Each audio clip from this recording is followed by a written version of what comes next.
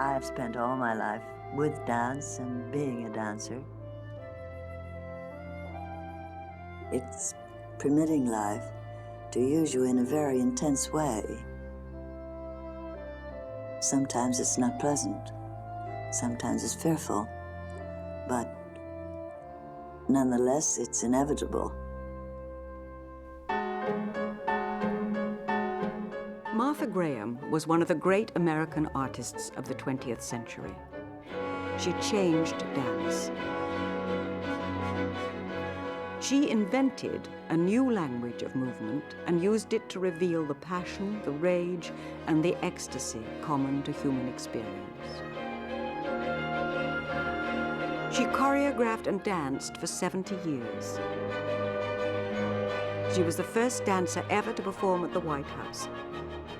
She was the first dancer to receive America's highest civilian award, the Medal of Freedom, and the first to tour abroad as a cultural ambassador. She received every honor, from the key to the city of Paris to Japan's Imperial Order of the Precious Crown. Once, a young man attracted by the crowd around her asked for her autograph. She obliged. He thanked her and added, "But who are you?" She snatched back the piece of paper and said, "Find out."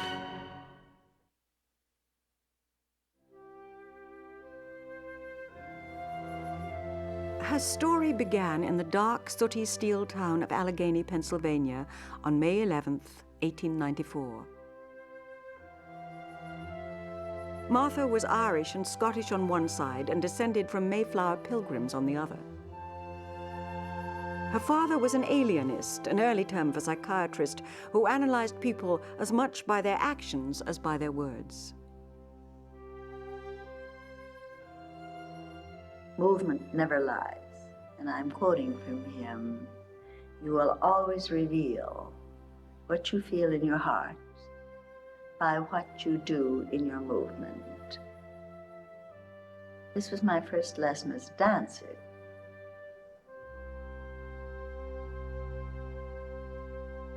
Martha was the eldest of 4. She considered her sisters beautiful, herself plain. In her dream world, she longed to be beautiful and wild. Well, I always wanted to go on the stage. I knew that there was a magic someplace in the world that had to do with a stage.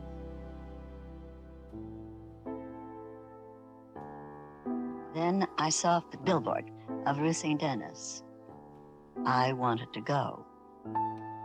So my father and mother took me down, and I saw it. And I knew. In the summer of 1916, the awestruck Martha Graham enrolled at the Denishon School in Los Angeles.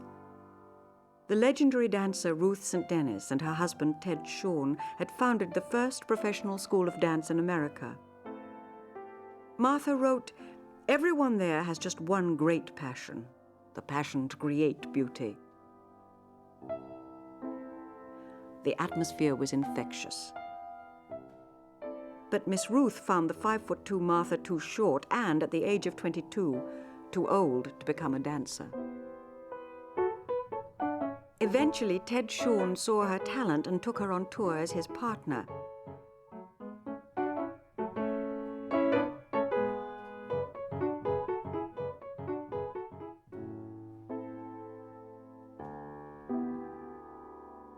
Martha later said of Miss Ruth, "She opened a door, and I walked into a life." When she was 29, Martha was asked to join the Greenwich Village Follies. The Broadway producer wanted to add class to his show. Martha had been struggling to support her family since her father's death, so when she was offered $350 a week, a fortune in those days, to do her Denishon dances, she accepted. She was a smash hit, an overnight star. In puritanical Boston, police regularly checked the chorus girls for modesty. Girls would have to wear little shirts or something underneath because their skin showed. So they girls were furious, and they put them on, and I was standing there waiting my turn. And one man said, "So, well, what about her?" And a great big burly policeman said, "No, she doesn't have to. She's art." The showgirls were jealous of her popularity and called her the princess. But she knew she wanted something more. Martha Graham wrote these notes when she was in her 20s. I wonder if I will ever be great enough to have interesting memories. I can take care of the success part, but it takes the gods to make me great, I suppose.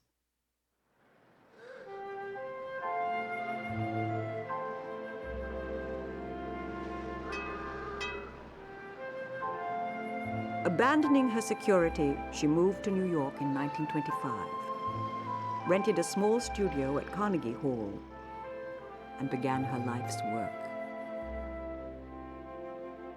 I don't feel I had any choice. I wanted, and because I wanted, I did. She equated art with religion. And I think she thought she, or anyone who was able to do this, was possessed in a little bit by God. Martha was a real genius. And she was, of course, madly in love with Martha and Martha's ideas and Martha's purposes. I'm sure she felt that she was the chosen one. She felt that by divine grace she'd been given this tremendous power, which she had. Martha Graham wrote in her notebooks, "That driving force of God that plunges through me is what I live for."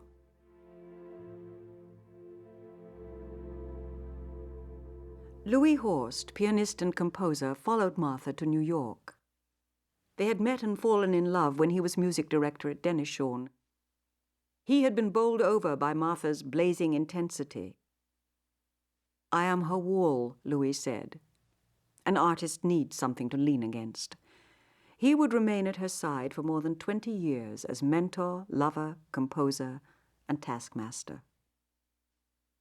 Louis constantly pushed Martha to do more, to be more. I remember once here in New York, I showed him a dance. He said, "Martha, it's awful." I said, "But Louis, you're killing my soul." He said, "If it is going to die, it's best it die now."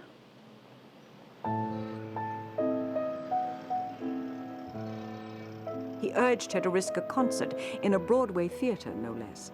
They borrowed $1,000 and with a trio of dancers premiered 18 short works.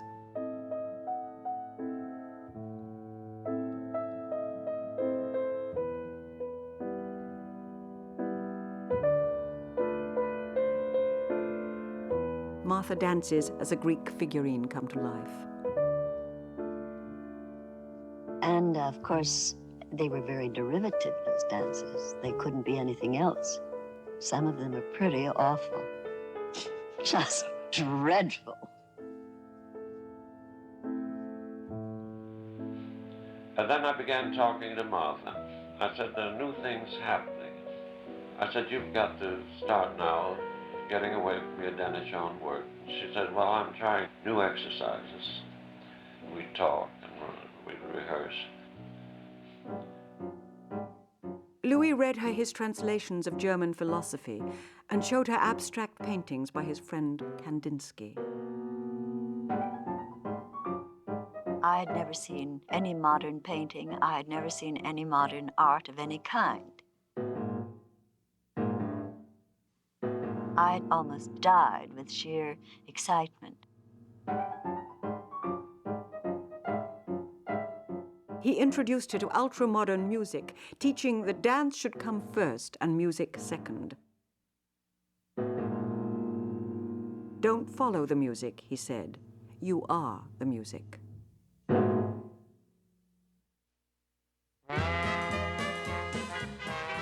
In the late 1920s, dance could be found in the Broadway musical, vaudeville skits, minstrel shows,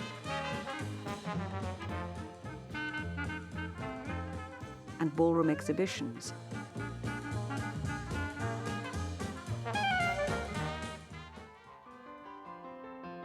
To most Americans, serious dance meant ballet from Europe. Ruth St. Denis's exoticisms, the Greek interpretations of Isadora Duncan and her Isadora bells. Martha spoke an entirely different language, protesting, stark, and American.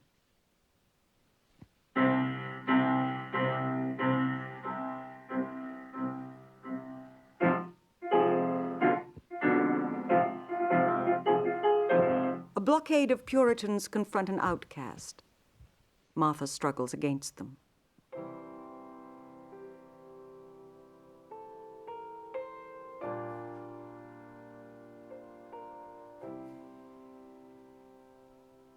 Some found the work ugly and hateful.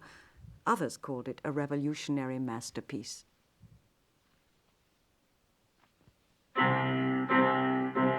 Martha wrote, "We are all of us unique.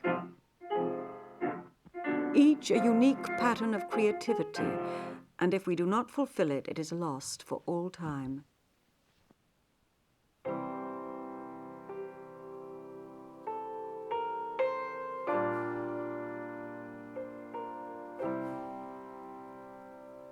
She broke custom. She broke through barriers. She presented new ideas. She had ambitions for herself that were inhuman.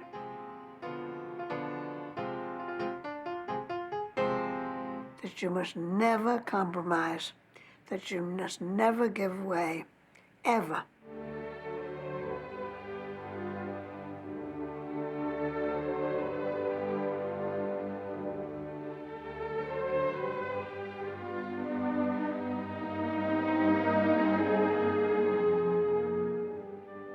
You work, you do what you know, you experiment with movement until you find some little secret language which speaks for your body and for your heart.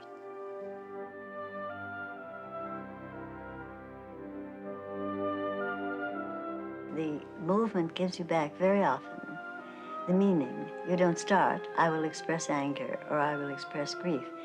You move in such a way that it gives you back anger or grief, so that you have your roots very far in fundamentals. The technique itself is her major contribution to the 20th century. You may or may not like her work, but you have to recognize that she rediscovered or invented a way of moving that became the only other codified dance technique outside classical ballet to endure.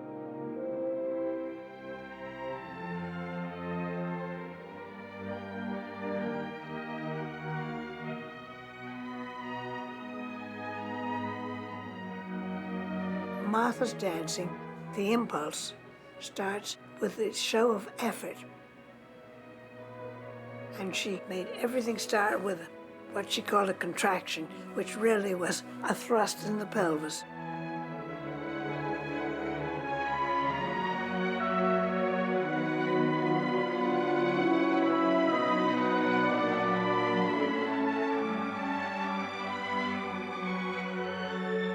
And it was animal, and it was strong, and it was direct and candid.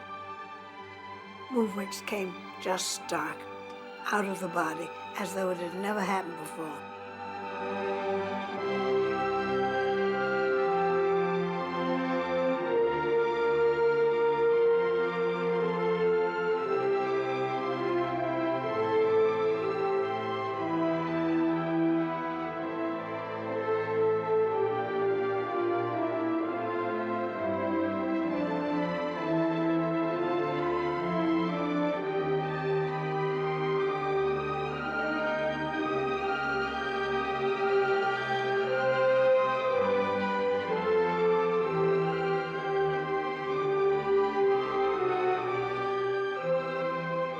I do think the human body is very, very beautiful and very eloquent.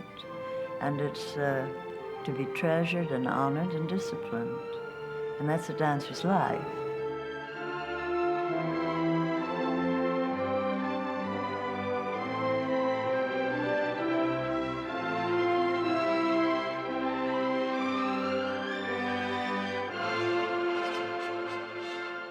I think one of the things that fascinated me the most about Martha Graham was that the theater community was at her feet, and I loved that.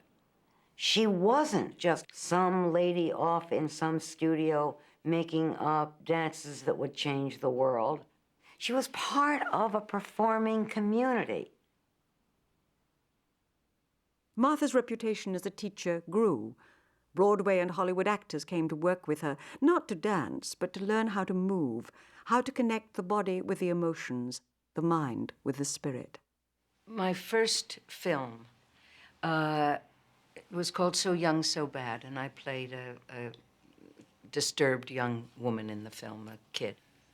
I had to look through a window, see this friend of mine hold a baby, and I turn into camera and break into tears.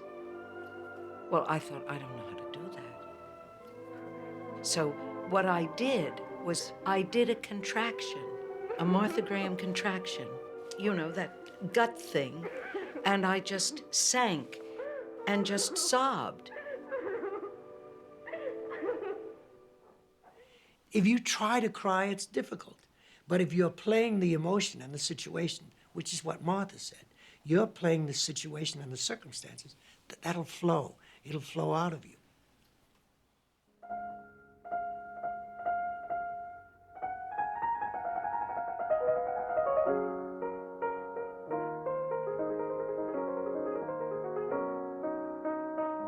In 1930, Martha premiered Lamentation, a dance of mourning.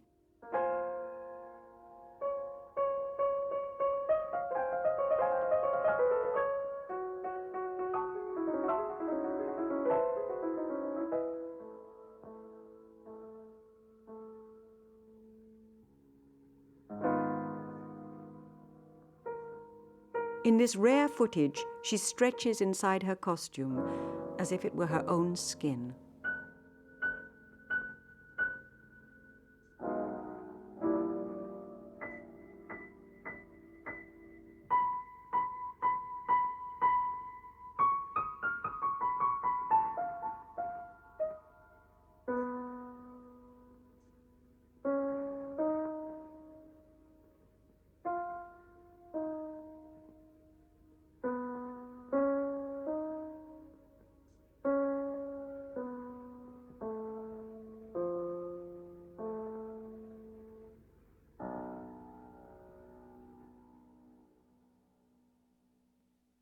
Here was somebody who could manifest, make visible all those feelings you have inside you that you can't put words to.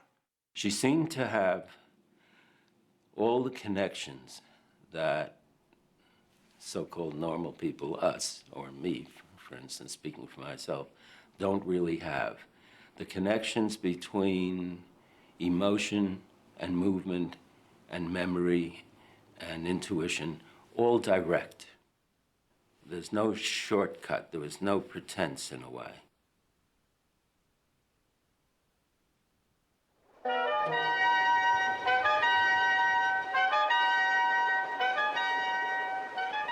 Throughout the Depression years, Martha toured America with Louis and her company.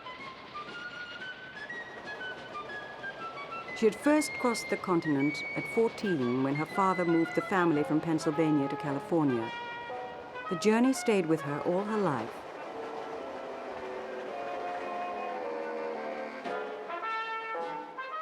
She transformed her reawakened images of the prairies into frontier.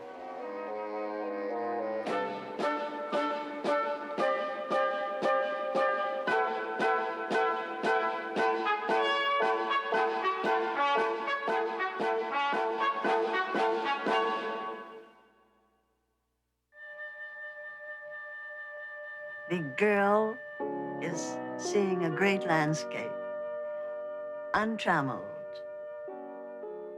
It's very different from anything that is Puritan. It's not puritanical at all. It's the appetite for space, which is one of the characteristics of America. It's one of the things that has made us pioneers.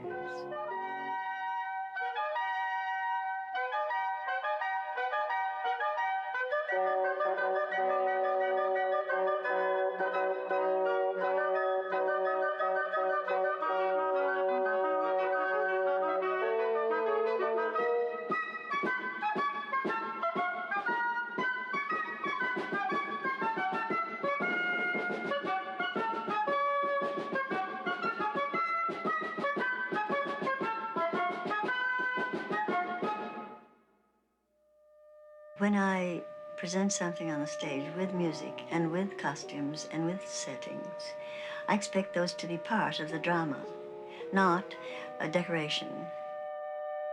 For the setting, Martha turned not to a scene painter, but to a sculptor, Isamu Noguchi. The fence marks the border of the woman's land.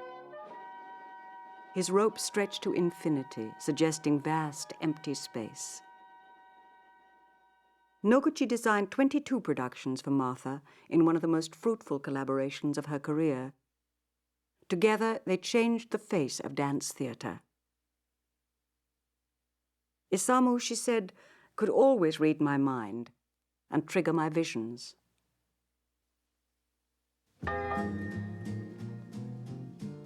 Martha Graham was a woman whose style was larger than life. Even when she was off stage, and certainly when she was on, she never stopped projecting. I think she took her face and made a mask of it that could telegraph all the way to the top row of a theater. She was glamorous. Who was basically more glamorous? Look at those early photographs. I'm arrogant and I'm vain, and I don't mind admitting those things because I know they're true. Martha's fame was growing. Vanity Fair contrasted Sally Rand, the nude fan dancer, with Martha, the serious artiste. The New Yorker published a profile of her. So they asked me what I thought was the center of the stage. And I said, well, the center of the stage is where I am. Second for Santa Claus, first for me. The ultimate in fame came when Martha was a mystery guest on a wildly popular radio show, Truth or Consequences. To all you who've written and telephoned and wired asking me if I was Miss Hush. The answer is yes, I am Martha Graham. That indeed helped make her a household name. I mean, people used to go to the theatre to see Miss Hush. Not Martha hated it, but she capitalized on it. She had to be fashionable. She had to be on everyone's lips. It was essential for her to get the large sums of money she needed to create.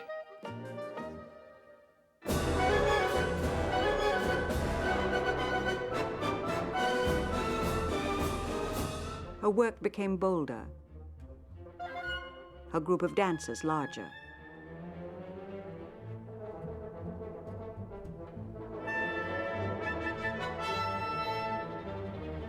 The gathering storm in Europe intensified Martha's social consciousness. It was the decade of Charles Chaplin's Modern Times and Picasso's Guernica.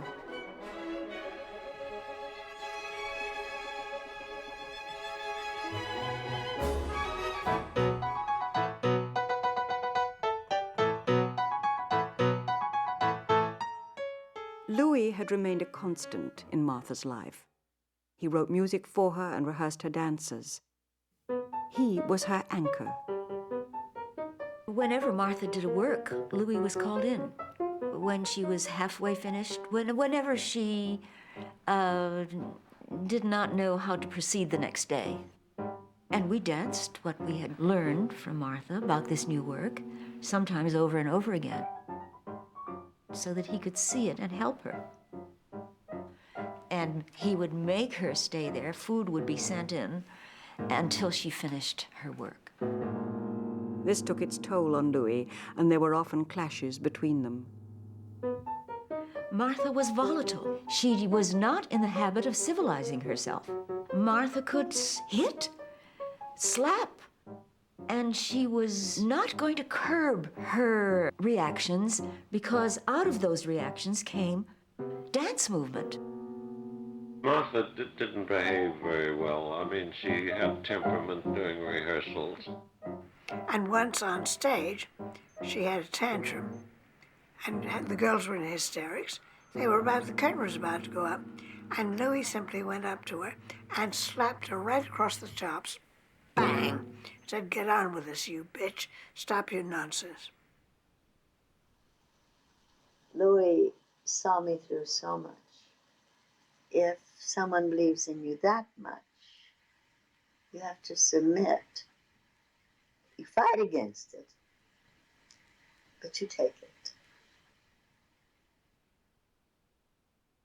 In the summer of 1936, Martha and her company were in residency at Bennington, an innovative college in Vermont. There, Eric Hawkins entered her life. A Kansas-bred boy and a graduate in Greek studies from Harvard, he was already a soloist in Balanchine's Ballet Caravan. I knew when I saw Frontier that a genius was at work. And that's why I went up to Bennington to study with her. I did have imagination, and I was very musical. We had a wonderful conversation about art. When Eric came, first of all, he came from a strictly ballet background. And Martha put him in charge of the first rehearsals at Bennington. Eric would say, "Now you should have your arms where Ethel has, and they should be at this and this angle." Well, we thought, this is outrageous. This guy, he doesn't know what Martha's about. We never were told our arms. He was such a pain in the neck. Our arms were where our backs put them, and that's where they should be. He didn't know what he was doing. So there was a lot of jealousy. You know, it was that into our sacred circle came a foreign element, and it obviously was the element that Martha preferred. He was her darling. The girls called Eric the Torso, and when Martha started to choreograph for him, some of her best dancers quit. But Martha was in love. Completely and utterly in love.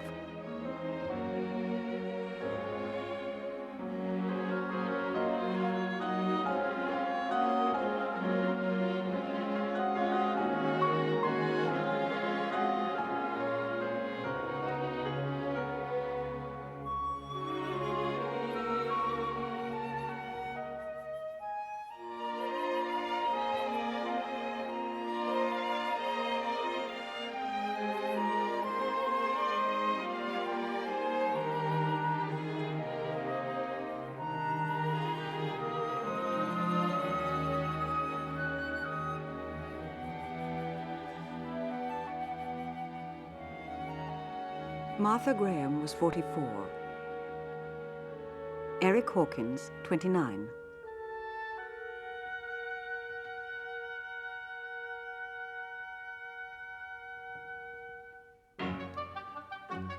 Martha's dance language changed.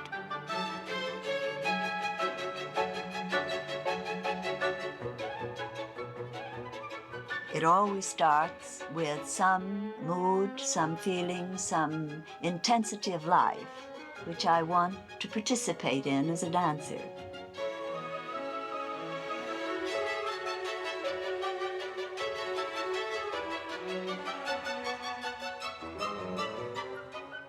Eric had a strength, and against Eric, she could be feminine and lovely and beautiful. She was very much in love with Eric Hawkins at the time. That and all that was part of her dance life as well.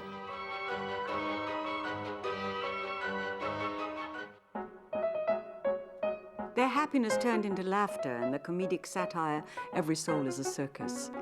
Here, she plays an empress dominating the circus. She flirts with an acrobat, danced by Merce Cunningham. The ringmaster, Eric, takes her back. Martha spoke of one tender moment in the dance. Just before I tapped Eric with the flower, I thought, where do you come from? Oh, I could eat you up.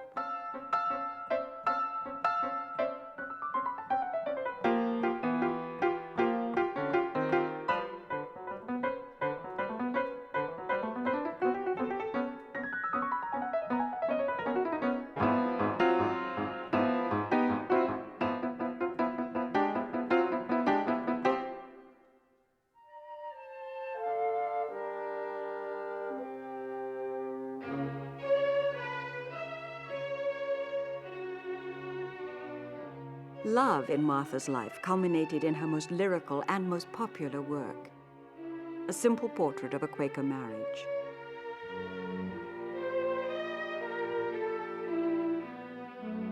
Appalachian Spring is the story of a young married couple who are coming into their home for the first time.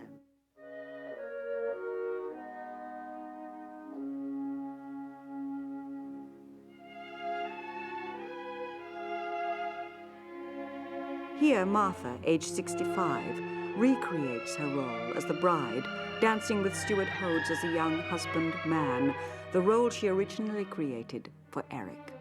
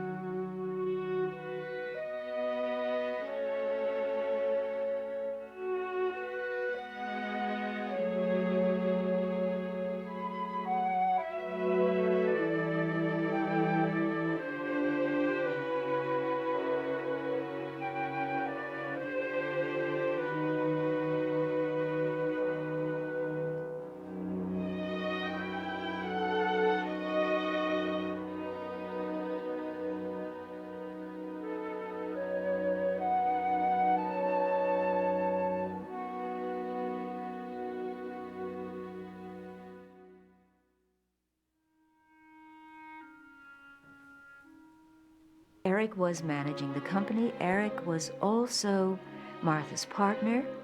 Eric was trying desperately to find funds for Martha and wanted some authority. Didn't want to feel as though he was beholden to Louis's decisions. And for the last 3-4 years, I was always thinking about quitting. I was flirting with the idea. But I've gotten a little feeling, well, what will I do without Martha, you know? They began to quarrel openly. More and more, Martha took Eric's side against Louis in front of the company.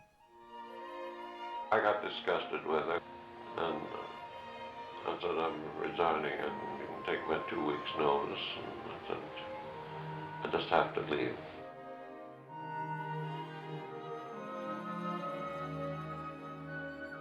Martha was stunned at losing Louis after 22 years of friendship and creative collaboration.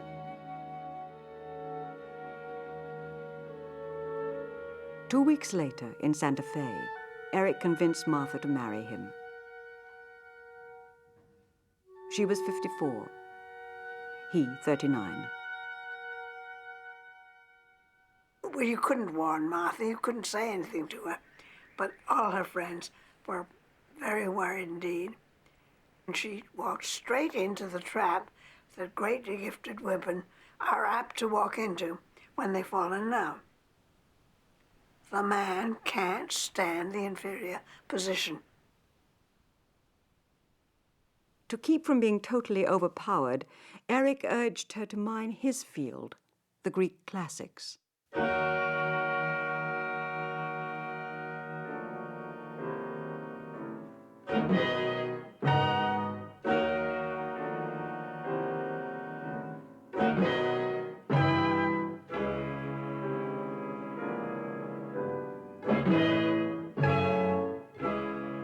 Princess of Crete, Ariadne, enters the labyrinth and is confronted by the half-man, half-beast Minotaur.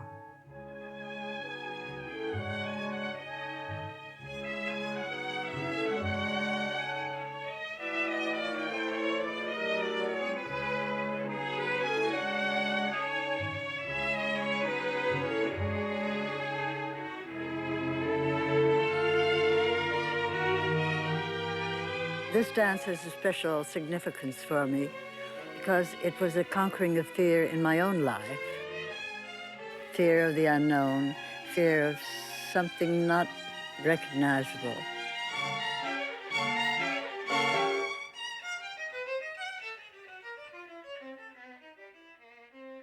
She lived out a lot of her personal needs in her work. They related definitely to Martha's interior. And she had this incredible ability to tap that and fearlessly find a movement language to reflect it. That was what was extraordinary. She was not afraid of this monstrous side of herself. And on the stage, she formalized it and made it into these amazing movement images. Because after all, what you do dance is the state of a man's being. And of course, sometimes it happens to be about a subject we don't like to recognize in ourselves.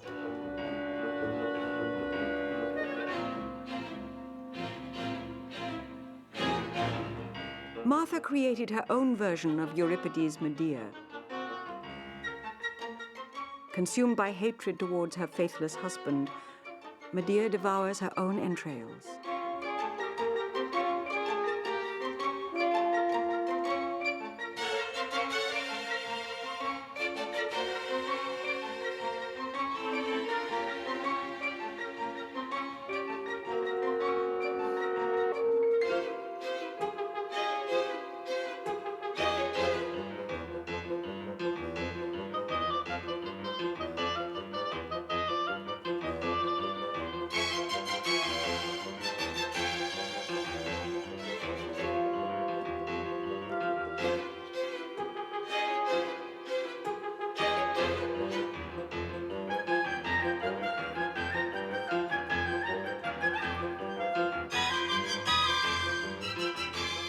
Well, Martha approached everything in her life psychologically.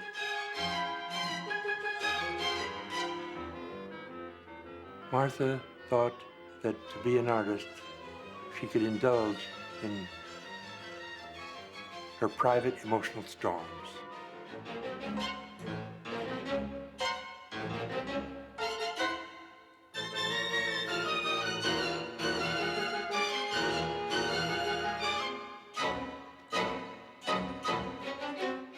The use of art to show the psychology was something I wanted to avoid.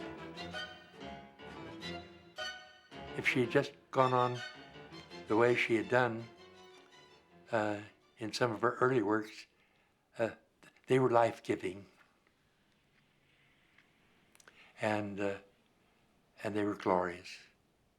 I could see that he was as eager to do his creative work as he was to be in her creative work. And since they were partners, he had the privilege of doing that, and she let him do it. For the summer of 1950, Eric arranged a tour to Paris and London, where he hoped to escape being Mr. Martha Graham. It was the opening night. Right in the middle of a dance I was doing with Martha, I saw her pain. So late the next day, the knee was swelled up twice the size, We went to several doctors there.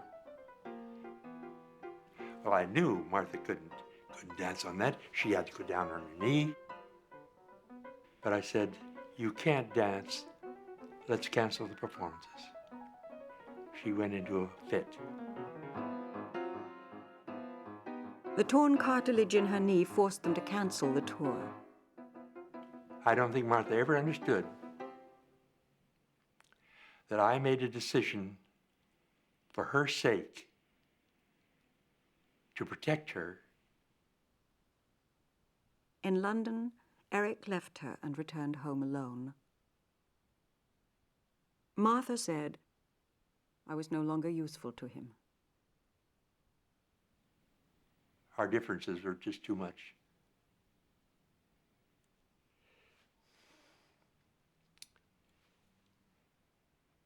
So by that time, I knew I wanted to go out on myself and try my own ideas out. Well, I was with Martha for 12 years. It was very wonderful. And I guess I'd say I loved her.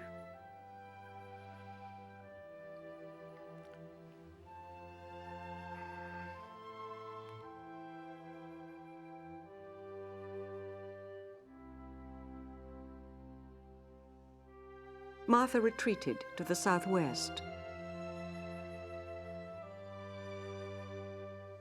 She wrote her dearest friend, a Jungian analyst, Mrs. Frances Wicks, Dear Lady, I've come to know that I love Eric so much.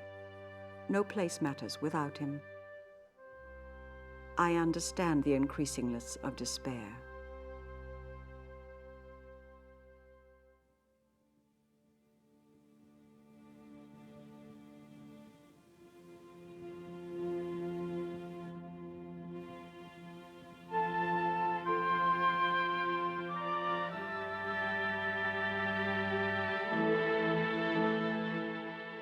Martha found comfort in her work and fought her way back.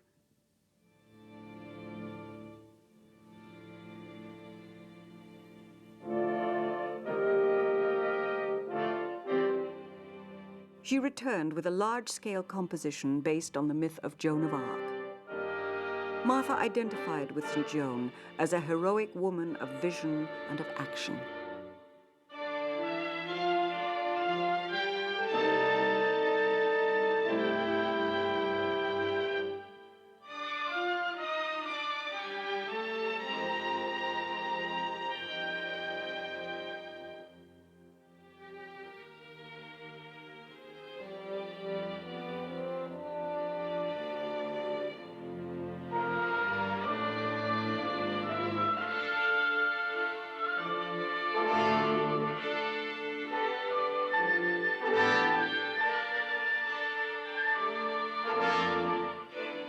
Martha wrote, she is forever the symbol of the triumph over the oblivion that is death. Her triumph is the one triumph, the deathlessness of vision.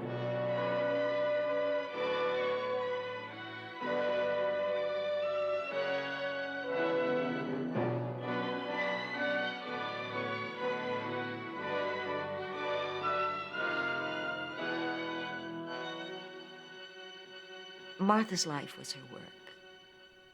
There was no other life. Martha didn't have time to develop close friendships. That takes time and energy. She didn't have it.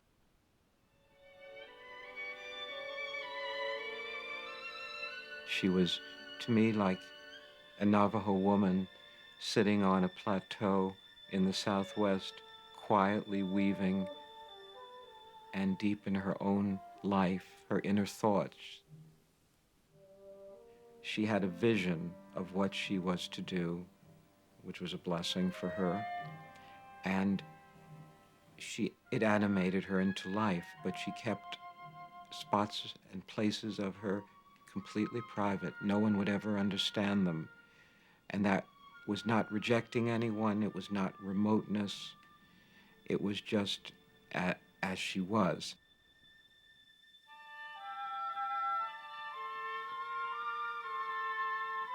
Dance was it, all the time.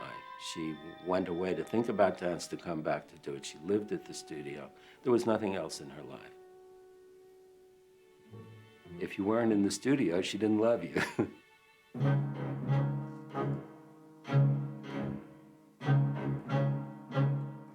At 64, Martha astounded the dance world with her dark and complex Clytemnestra, a 3-act dance drama based on Aeschylus' Oresteia.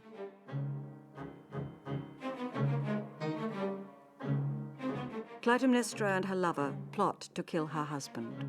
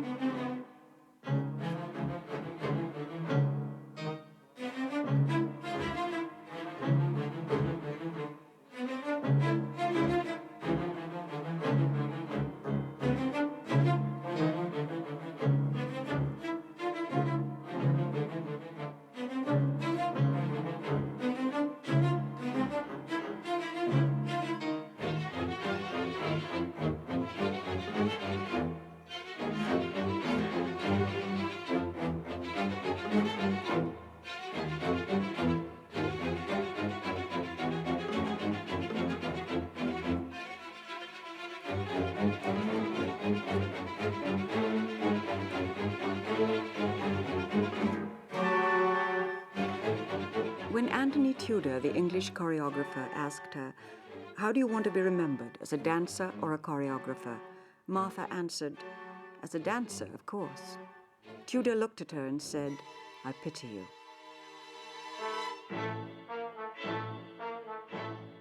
Martha was slowly being crippled by arthritis in both her hands and her feet. When she was 74, in Acrobats of God, Martha Graham plays herself as a choreographer fussing while a rehearsal director supervises the dancers.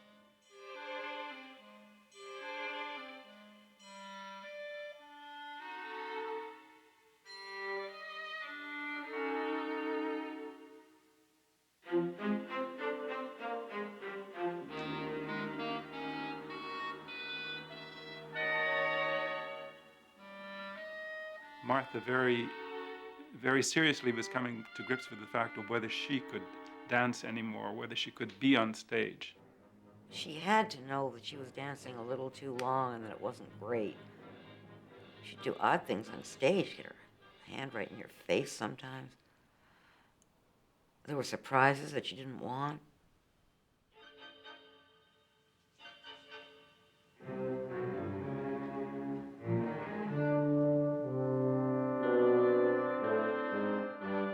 Martha Graham wrote in her notebooks, "At moments I think that it is time for me to stop. I think of Malome's image of the swan who stayed too long in the winter water until the ice closed around his feet and he was caught. I wonder sometimes if I have stayed too long."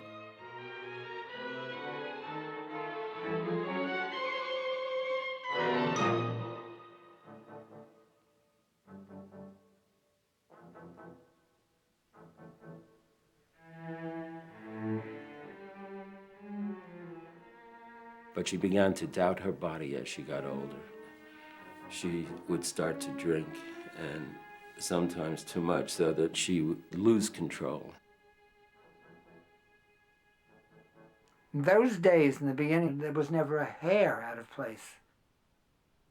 And if she were rehearsing and something would come down into the dressing room, she'd come back just absolutely immaculate. And towards the end, it was very difficult to rehearse because she would come so drunk. The hardest thing for her, more than any choreographer, was not to relinquish dancing, but to sit in the wings and watch young people made up to look like her dancing with a man looking like Eric in a dance she loved doing, and she's sitting there, torture.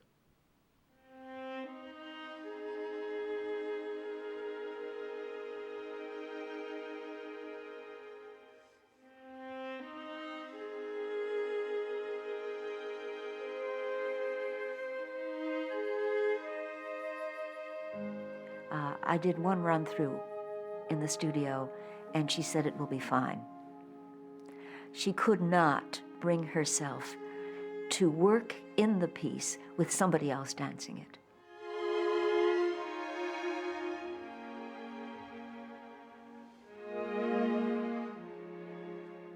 And the day of my performance in New York, she said, "You must know that this is the worst day of my life."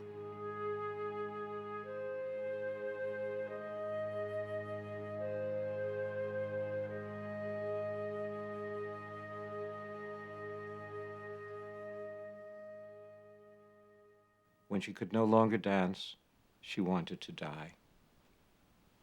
She felt her necessity was gone. She drank very heavily, and it got worse and worse and worse. And I was told by Gert Macy, who was her manager, I said something about Martha. She said, "You better hurry up and see her. She's not going to last long. She's dying of alcoholism."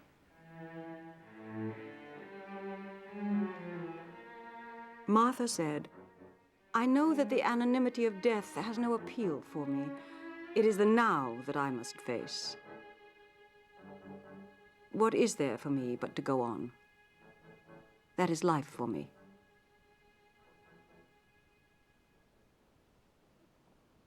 I think the reason Martha stopped drinking and came back to work was she felt a tremendous responsibility. She felt the responsibility to attempt to see if her legacy could continue. She knew if she didn't, it would be gone. On her return to work at the age of 79, she created over 20 new ballets and 30 major revivals. Students came from every corner of the world to study. The great dancers of our time came to learn her dances.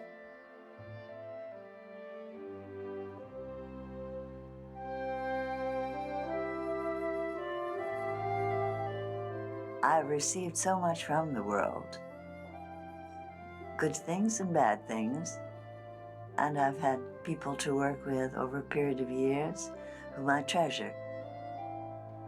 It is my debt, and in a way, it's, as Emily Dickinson said, this is my letter to the world.